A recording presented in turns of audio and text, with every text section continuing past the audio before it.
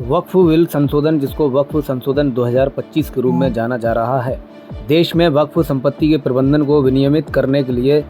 1995 के वक्फ अधिनियम में बदलाव किया गया है, जो वक्फ संपत्तियों के प्रबंधन में पारदर्शिता और जवाबदेही लाने के साथ दुरुपयोग को रोकने के लिए बिल लाया गया है। वक्फ संशोधन को मुस्लिम समाज के लोगों में जागरूकता लाने के लिए महाराणा नगरपालिका परिषद के सभागार में रविवार को अल्पसंख्यक प्रबुद्ध संवाद का आयोजन नूर आलम की अध्यक्षता में किया गया। वहीं अतिथियों को फूल माला पहनाकर भाजपा मंडल अध्यक्ष मुकेश राजपूत ने स्वागत किया। 70 साल से ये पार्टियां मुस्लिम समाज का शोषण करती आई हैं। 70 साल से आज़ादी के बाद से जो पार्टियां रहीं, कैसी क्या वजह है जो इन्होंने पहले मुस्लिम समाज की पढ़ाई के लिए, तालीम के लिए, मुस्लिम समाज को आगे बढ़ाने के लिए, मुस्लिम समाज को रोजगार के लिए कोई कदम नहीं बढ़ाया,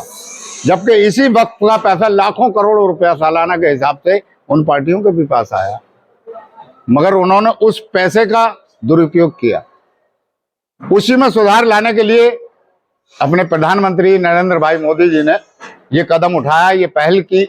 कि जिससे मुस्लिम समुदाय को उसका हक मिल सके। मुस्लिम समुदाय तो ये कह रहा है कि जिस तरीके से वक्फ की जो नियंत्रण था, उनका स्वयं का नियंत्रण था, अब जो भाजपा सरकार, जो मोदी जी के द्वारा जो संशोधन किया गया, जो महिलाओं की भागीदारी है तमाम की गई है, तो इसे लेकर ये मुस्लिम समाज किस तरीके से दिखाई दे रहा है आपको? देखिए, मेरी बात सुनिए, जो मुस्लिम समाज में अशिक्षित लोग हैं उनकी समझ में ये अभी नहीं आ पाया है। जो जितने भी लोग शिक्षा वाले हैं, जो पढ़े लिखे लोग हैं, उनकी समझ में ये बिल आ चुका है। और जो अशिक्षित हैं, उनकी अशिक्षा की वजह भी वही पार्टियां रही हैं जो आज इस का विरोध कर रही हैं। आज जो 2025 में अमेंडमेंट हुआ है उसकी चर्चा की थी, और हमने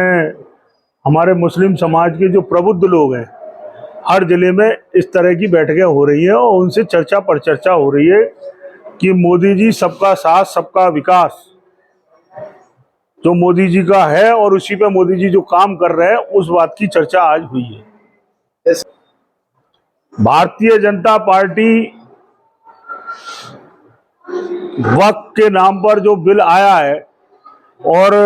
विपक्ष के लोग केवल एक हवा बनाना चाहते हैं कि भारतीय जनता पार्टी के जो नेता हैं अपने नरेंद्र भाई मोदी जी, वो केवल इस बिल में, मुझे जो लगता है उसमें एक ही बात आई कि इसका हिसाब किताब रखा जाना चाहिए, पारदर्शिता होनी चाहिए। और मोदी जी ने शुरू से कहा है कि ना खाऊंगा ना खाने दूंगा, सबका साथ सबका विकास, इसको लेकर देश विकसित भारत का निर्माण कैसे हो, उस बात की चिंता नरेंद्र भाई मोदी जी को।